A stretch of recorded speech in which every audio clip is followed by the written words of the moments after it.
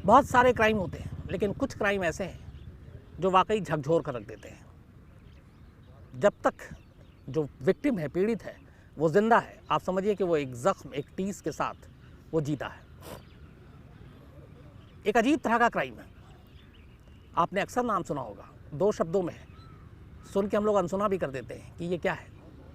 Acid attack, तेज़ाब से हमला। ये वो क्राइम है जो जिसके साथ होता है, अगर आप उससे मिल लें, उससे बैठ कर सिर्फ 10 मिनट बातें कर लें, उसे गौर से देख लें करीब से, तो आप सिहर उठेंगे। लेकिन सोचिए कि जिसके साथ बीती है, वो ताउम्र पूरी ज़िंदगी उस ज़ख्म के साथ, उस टीस के साथ, उस पीड़ा के साथ, उस गम के साथ, उस बदशक्ल चेहरे के साथ कैसे जीते। बोलना, सुनना बड़ा आसान है, लेकिन अगर इसको गहराई में आप डूब कर देखेंगे तो फिर यह एहसास जो है वो बेचैन कर देती है। आज की कहानी एक ऐसी ही कहानी है, बट उस कहानी पे आऊँ उससे पहले कुछ आपको आंकड़े बता देता हूँ।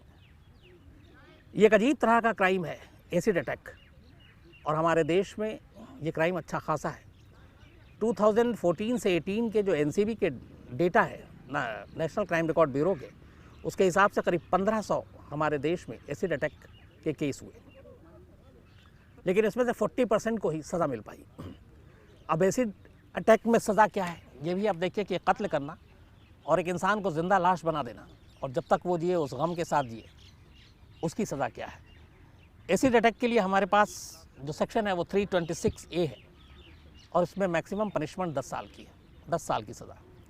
एक सामने वाले की पूरी ज़िंदगी, उसकी शख्सियत को बिगाड़ कर, उसकी ज़िंदगी को बदनुमा बनाने के बाद सिर्फ 10 साल। और ऐसे अनगिनत केस हैं जिसमें क्रिमिनल ने इस तरह की हरकतों को अंजाम दिया, और वो अब भी ज़िंदा है जो विक्टिम है, लेकिन वो आज़ाद हैं, कोर्ट से सज़ा पाकर बाहर निकल आए और एक आज़ाद नागरिक की तरह ज़िंदगी जी रहे हैं।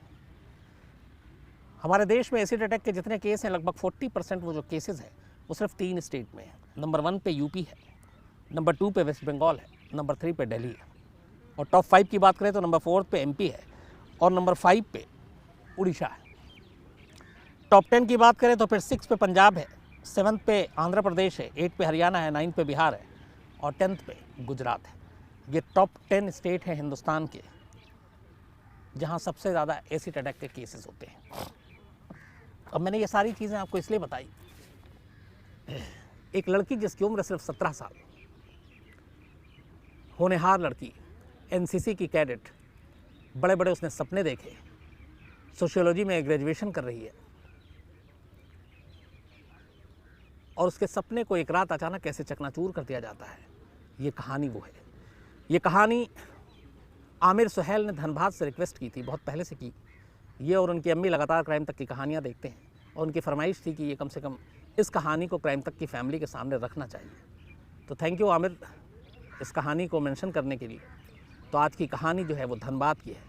आप में से बहुत सारे लोग शायद ये नाम जानते हो, क्योंकि बीच में मीडिया में ये काफ़ी सुर्खियों में रही थी, और कई ऐसी चीज़ें हुई थी इस कहानी को लेकर। सोनाली मुखर्जी, धनबाद की एक लड़की, 17 साल की उम्र, एक आम परिवार से, सपने बड़े, पढ़ने लिखने में तेज़, सोशियोलॉजी में ग्रेजुएशन कर रही है, एनसीसी में भी कैडेट है, और अपने घर वालों के हाथ बटाने के लिए एक प्राइवेट फर्म में पार्ट टाइम नौकरी भी कर रही है।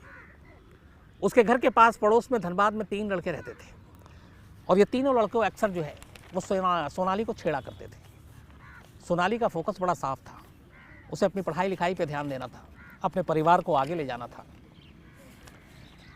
और ज़िंदगी में कुछ मकाम हासिल करना था। लेकिन ये सारी चीज़ें एक झटके में रह गई। उसकी वजह ये थी कि जो 3 लड़के थे, इन्होंने सोनाली के साथ वो कुछ किया जो शायद सोनाली ने भी नहीं सोचा था। तपस मित्रा, संजय पासवान और ब्रह्मदेव हजरा, ये 3 लड़के सोनाली के पड़ोस में रहते थे और अक्सर सोनाली को छेड़ा करते थे। इन तीनों की नज़र में यह था कि सोनाली थोड़ा घमंडी है, वो छेड़खानी को कोई और रूप देना चाहते थे, लेकिन किसी तरह सोनाली इनको टालती रही, नज़रअंदाज करती रही, और अपना काम, अपने पढ़ाई पे, अपनी जॉब पे फोकस करती रही। 22 अप्रैल 2013 गर्मी का दिन था, हमेशा की तरह गर्मी पे सोनाली और उसका परिवार छत पे सोता था। धनबाद में बिजली के वैसे ही आना जाना लगा रहता था। तो 22 अप्रैल 2003 को भी सोनाली छत पर अपनी बहन के साथ सो रही थी। उससे पहले इन लड़कों ने उसके साथ फिर छेड़खानी की कोशिश की थी और सोनाली ने कुछ जवाब दिया जिससे वो गुस्से में भी थे, बदला लेना चाहते थे, लेकिन वो बदला ऐसा होगा किसी ने सोचा नहीं था। 22 अप्रैल 2003 की रात जब सोनाली उम्र लगभग 17 साल होगी, 17 और 18 के बीच में अपने छत पर सो रही थी, तभी ये तीनों लड़के छत पर आते हैं। इनमें से एक के हाथ में तेज़ाब की बोतल थी। वो सोई हुई सोनाली पर तेज़ाब की बोतल उंडेल देते हैं और ख़ासतौर पर इस बात का ध्यान रखते हैं कि सारा तेज़ाब उसके चेहरे पर जाए। तेज़ाब फेंक कर वो वहाँ से भागते हैं। चूँकि हड़बड़ाहट में तेज़ाब फेंकी तो बराबर में सो रही सोनाली की बहन के भी हाथ और जिस्म के कुछ अलग हिस्सों पे वो तेज़ाब गिरता है, लेकिन सोनाली पे पूरा बोतल तेज़ाब का पलट दिया गया था। वो दर्द और जलन से चीखती है। घर वाले भाग के आते हैं। आनन फानन में हॉस्पिटल ले जाया जाता है। घर के साथ साथ डॉक्टर भी देखकर सिहर उठते हैं, घबरा जाते हैं। पूरा चेहरा बिगड़ चुका था। दोनों आंखें खराब हो गई थी, नाक, नक्शा, कान। धीरे धीरे डॉक्टरों ने उसका जब इलाज करना शुरू किया तो पाया कि सोनाली के चेहरे और बदन पर उस तेज़ाब के कुल मिलाकर 22 जख्म थे। चेहरा बिगड़ चुका था, दोनों आंखें खराब हो चुकी थी लगभग। राइट कान, दाहिना कान, वो भी एक मांस का लोथड़ा बन गया था और उस कान से अब कुछ सुनाई नहीं दे रहा था। हालत इतनी ख़राब थी कि धनबाद जैसे हॉस्पिटल में इलाज मुमकिन नहीं था। बाद में किसी तरह वो परिवार सोनाली को लेकर दिल्ली आता है। सफदरजंग हॉस्पिटल में उसका इलाज चलता है, क्योंकि सफदरजंग का बर्न वार्ड जो है वो काफ़ी अच्छा खासा माना जाता है। धीरे धीरे वक्त बीतता है। उधर इन 3 लड़कों के खिलाफ मुकदमा दर्ज किया जाता है। पुलिस उसे गिरफ्तार करती है, अदालत ले जाती है, लेकिन कुछ वक्त के बाद ही वो ज़मानत पर बाहर आ जाते हैं। फिर मामला हाई कोर्ट जाता है। आखिर में इन तीनों को 9 साल की सज़ा सुनाई जाती है।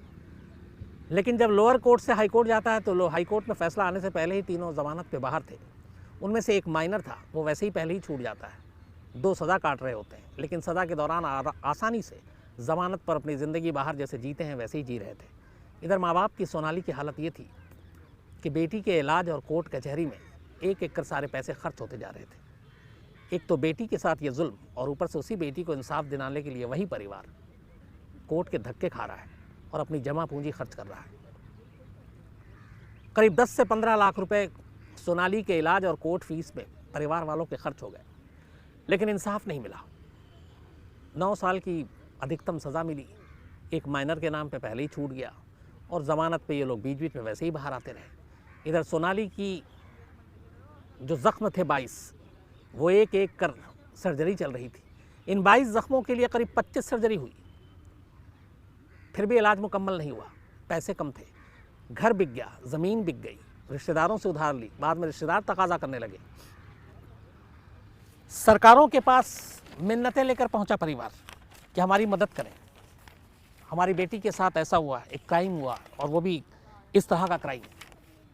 धनबाद चूँकि झारखंड में आता है, इस दौरान में स्टेट में 3 मुख्यमंत्री बदल गए। पूरा परिवार ऐसा कोई नहीं था जब हर मुख्यमंत्री के दहलीज तक न गया हो, गिड़गिड़ाया ना हो। 3 मुख्यमंत्री, शिबू सोरेन बड़ा नाम, अर्जुन मुंडा, मधु कोड़ा, ये 3 ऐसे मुख्यमंत्री थे जिनके पास सोनाली का परिवार लगातार गिड़गिड़ाता रहा कि हमें एक तो इंसाफ दिलाएं, हमारी बेटी का इलाज अब हमारे बस की बात नहीं है, हमारा सब कुछ बिक गया है, अब कुछ बचा ही नहीं है। सरकार ने भरोसा, आश्वासन तो दिया, लेकिन कभी मदद नहीं की। इलाके के 3 एमएलए बदल गए, 3 मुख्यमंत्री की तरह। हर ने भरोसा दिया, कुछ नहीं हुआ। वहाँ से लेकर दिल्ली तमाम एमपी और जो दूसरे पार्टी के नेता थे उन तक की दहलीज पर परिवार ने जाकर गिड़गिड़ाया। सभी ने वादे तो किए, आश्वासन भी दिया, पर किसी ने मदद नहीं की। आखिर में नौबत ये आई कि 2012 आते आते करीब 9 साल के बाद सोनाली का इलाज अभी भी पूरा नहीं हुआ था। सफदरजंग अस्पताल में ज़्यादातर इलाज चल रहा था। अब परिवार के पास इतने पैसे नहीं थे कि वो धनबाद और दिल्ली तक बार बार आना जाना करे। डॉक्टरों के फीस थे, दवा का खर्च उठाए, ऊपर से जो कोर्ट में केस चल रहा है उसके लिए भाग दौड़ करे। परिवार की इस मजबूरी को सोनाली ने भी समझा। उसे लगा, अपने आप को वो गिल्टी फील करने लगी कि ये सब कुछ मेरी वजह से मेरा परिवार बिखर गया है, मेरे परिवार की आर्थिक हालत ख़राब हो गई है, पूरे परिवार की जमा पूंजी मेरे इलाज पर लग गई, चेहरा वैसे ही बिगड़ चुका है, जीना मुश्किल है, आईने में देखकर खुद ही घबरा जाती। पर धीरे धीरे जब वक्त बीता उसने उसी शक्ल के साथ जीने का हौसला नहीं छोड़ा। एक जगह एक इंटरव्यू में खुद कहा था सोनाली मुखर्जी ने कि कितनी बेरुखी कितनी उदासी सही है मैंने, घुट घुट के जी हूँ मैं। ये लाइन थे अचानक मुंह से निकला था। 9 साल के लंबे इम्तिहान, 9 साल की लंबी लड़ाई के बाद ना अदालत से इंसाफ मिला, जो गुनहगार थे वो ज़मानत पर थे, और इधर इलाज के नाम पे सारे पैसे ख़त्म हो गए। आखिरकार 2012 में सोनाली मुखर्जी ने एक फ़ैसला किया।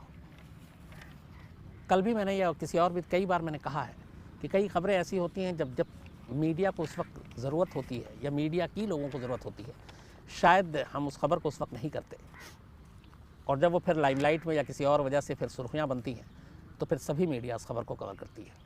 सोनाली मुखर्जी के साथ भी यही था। शायद एसिड अटैक या तेज़ाब से हमले को हम लोग उस तरीके की खबर ही नहीं मानते, हो सकता है। तो 9 साल तक किसी का ध्यान नहीं गया सोनाली मुखर्जी की तरफ। छोटे मोटे कॉलम अखबार में खबर छप गई, वो ठीक है, लेकिन 9 साल तक कभी ये दिल्ली या किसी और जगह पे इतनी बड़ी खबर नहीं थी कि हेडलाइन बने या उसके ऊपर कोई शो बने, कोई डॉक्यूमेंट्री बने। वक्त बीतता गया। 2012 में अचानक देश की मीडिया की नज़र सोनाली मुखर्जी पर तब पड़ी जब सोनाली ने बाकायदा कोर्ट में एक अर्जी लगाई और उसने कहा कि मैं मरना चाहती हूँ, क्योंकि मेरी शक्ल नहीं रही, देख के लोग डर जाते हैं। इलाज के लिए घर वालों के पास पैसे नहीं है, सब कुछ बिक चुका है। मुकदमे के लिए अब पैसे बचे नहीं, तो इसलिए अब अदालत का रुख करने से भी डर लगता है। तो मेरे सामने एक ही रास्ता है, मैं कम से कम गैर कानूनी तरीके से नहीं मरना चाहती हूँ, मुझे कानूनन मरने की इजाज़त दी जाए, यानी कि मर्सी डेथ, इच्छा मृत्यु।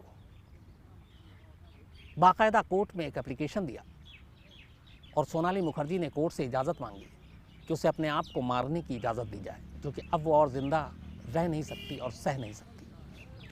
जब इस अर्जी की खबर मीडिया तक आई तब मीडिया का ध्यान इस खबर की तरफ गया और उसके बाद पूरे देश में सोनाली मुखर्जी का नाम आया, और सोनाली मुखर्जी की इस इच्छा मृत्यु के इस लेटर के बाद सभी को लगा कि ये कोई स्टोरी है, ये खबर है।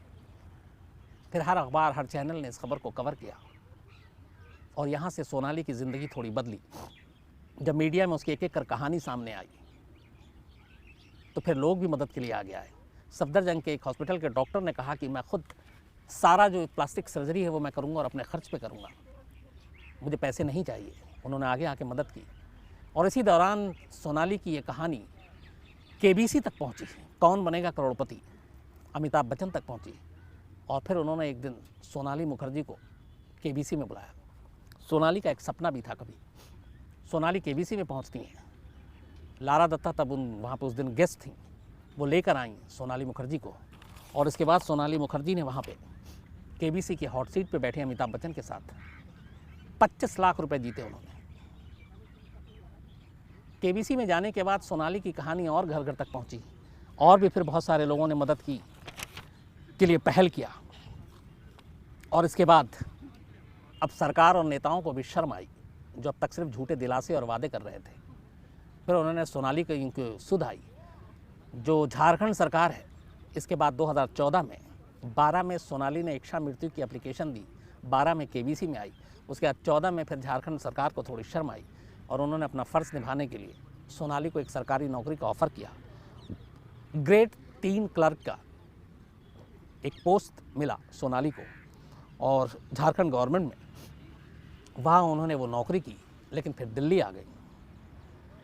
दिल्ली आने के बाद अब पिछले 2-3 सालों में सोनाली की ये सारी कहानियाँ पूरे देश को मालूम थी। इसी में एक शख्स सामने आया जिसका नाम था चितरंजन तिवारी। चितरंजन तिवारी भी झारखंड से था और मैकेनिकल इंजीनियर। उसने सोनाली की कहानी पढ़ी, टीवी पे देखा, केबीसी में देखा, उसे सोनाली से प्यार हो गया। उसने सोनाली से अपने प्यार का इजहार किया। 2015 में 15 अप्रैल को 15 अप्रैल 2015 चितरंजन ने सोनाली को प्रपोज़ किया शादी के लिए, और 15 अप्रैल 2015 में इन दोनों ने शादी कर ली। पहली बार पिछले 12 सालों में, क्योंकि 2003 में इंसिडेंट हुआ था, सही मानों में सोनाली की ज़िंदगी में कुछ खुशियाँ आई और एक प्यार करने वाला पति मिला जिसने सोनाली को इस रूप के बावजूद उसके दिल से अपनाया। दोनों हंसी खुशी एक पति पत्नी की तरह रह रहे हैं। सोनाली दिल्ली में ही रह रही है, एक कान से सुनाई नहीं देती, आंखें और चेहरा वैसी है, लेकिन हौसलों में अब कोई कमी नहीं आई है। सोनाली को जो कभी जीना नहीं चाहती थी, इच्छा मृत्यु मांग रही थी, वो अब एक खुशहाल ज़िंदगी जीना चाहती है। और इस खबर का दूसरा पहलू ये है कि जिन 3 लड़कों ने सोनाली की पूरी ज़िंदगी बर्बाद कर दी, उसका चेहरा उससे छीन लिया। 12 साल तक सफ़र किया और उनको 9 साल भी जेल में पूरी तरह से नहीं मिला काटने को। ज़मानत पे बाहर आए, फिर आज़ाद हो गए। आज़ाद होने के बाद भी धमकियों का सिलसिला चलता रहा और शायद यही वजह है कि धनबाद, पूरा सोनाली का परिवार जो फैमिली है उसने धनबाद को ही छोड़ दिया, जहाँ उनकी बेटी के साथ हुए इस बुरे सलूक का की जो सपने और यादें थी वो उन्हें लगातार कचोटती थी। ये थी कहानी सोनाली की, धनबाद की उस लड़की की जिसे सिर्फ 17-18 साल की उम्र में एसिड अटैक के ज़रिए उसकी पूरी ज़िंदगी को एक तरह से पलट कर रख दिया गया। कुछ ऐसे क्राइम होते हैं जिसमें जैसे कत्ल होता है, एक बार में एक आदमी मर जाता है। कुछ ऐसे जुर्म होते हैं जो होता तो एक बार है, लेकिन जब तक इंसान ज़िंदा रहता है वो हर रोज़ मरता है। फिर चाहे वो एसिड अटैक हो, चाहे रेप हो। रेप विक्टिम के साथ भी सेम यही होता है।